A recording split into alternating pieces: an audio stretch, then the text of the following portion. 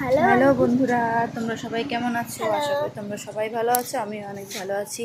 তো আজকে একটা ছোট্ট ভিডিও নিয়ে এসেছি। এই ভিডিওতে তোমাদের দেখাবো যে আমাদের ছাদ বাগানে কি কি গাছ হয়েছে আর সেই গাছে কোন কোন গাছে ফল ধরেছে সেগুলো তোমাদের সাথে শেয়ার করব।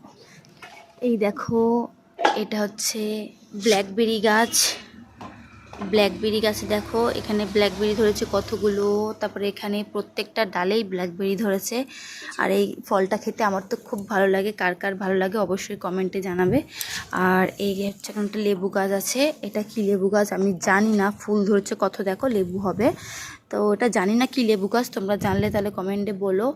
আর এটা হচ্ছে পাতিলেবু গাছ। পাতিলেবু গাছের ছোটো ছোটো কটা ফুল ধরেছে। এখানে খুব বেশি ধরেনি, কিন্তু এই গাছটা বেশি ধরেছে। তো পাতিলেবু হবে, দেখা যাক কটা হয়। অল্প ফুল ধরেছে। তো এটা দেখো, এটা জাম গাছ। জাম গাছে কত ফুল ধরেছে, কালো জাম গাছ এটা। দেখো পাতা নেই একটাও, শুধু ফুল দেখা যাচ্ছে।